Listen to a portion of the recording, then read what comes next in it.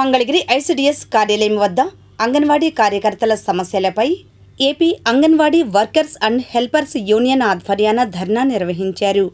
ఈ కార్యక్రమంలో సిఐటియు నాయకులు ఎం బాలాజీ, పిల్లలమర్రి బాలకృష్ణ, సుజాత తదితరులు పాల్గొన్నారు. అనంతరం వారు మాట్లాడారు.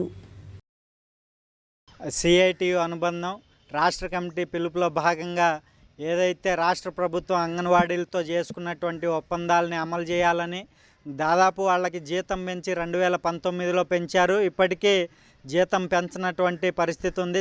7 ఏళ్ళు కావస్తూ ఉంది.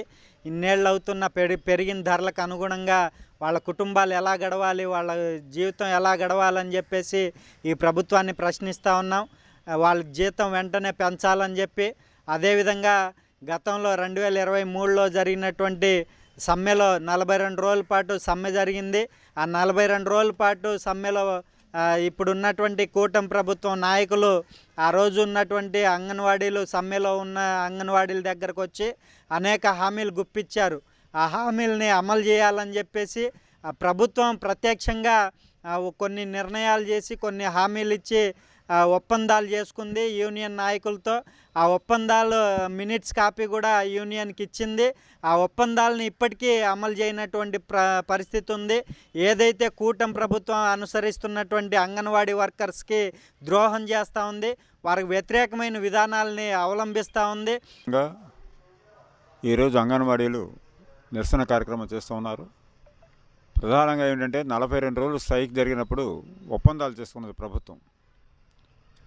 ఆ ఒప్పందాలను అమలు జరపమని కోరుతున్నారు తప్ప అనవసరంగా గొంతెమ్మ కోరికలు ఏం కోరట్లేదు. అదేవిధంగా ఇప్పటికీ కూడా దాదాపుగా అంగన్వాడీలని ప్రభుత్వ ఉద్యోగులుగా కూడా గుర్తించలేనటువంటి పరిస్థితి ప్రభుత్వాలు చేస్తూ ఉన్నాయి. వారిని ఆ విధంగా ప్రభుత్వ ఉద్యోగులుగా గుర్తించాలి. వారికి కనీస వేతనం 26,000 రూపాయలు ప్రభుత్వం ఇవ్వాల్సిన అవసరం ఉన్నది. అదేవిధంగా వాళ్ళకి మెడికల్ లీవులు కూడా లేవు. మెడికల్ లీవులు కూడా ఇవ్వాల్సినటువంటి అవసరం ఉన్నది. ఇవన్నీ అమలు జరపాలని డిమాండ్ చేస్తున్న నేపథ్యంలో కూటమి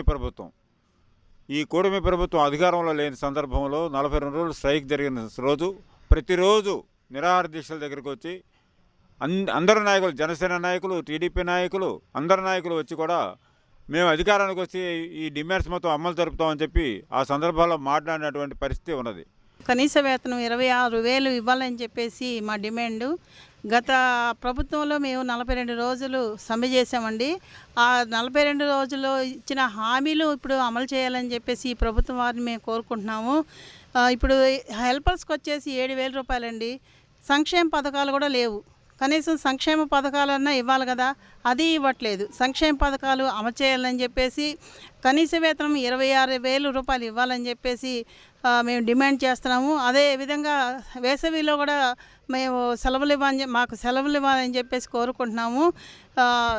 అదేవిధంగా రేపు ఇప్పుడు ఈ సమస్యను పరిష్కారం చేయకపోతే 2వ తారీఖున మేము చలో విజయవాడ కార్యక్రమాన్ని చేపడతామండి. ఈ పోరాటాన్ని ఇంకా కొనసాగిస్తాము. కనుక మాకు ఇచ్చిన హామీలు అమలు చేయాలని చెప్పేసి మేము కోరుకుంటున్నామండి.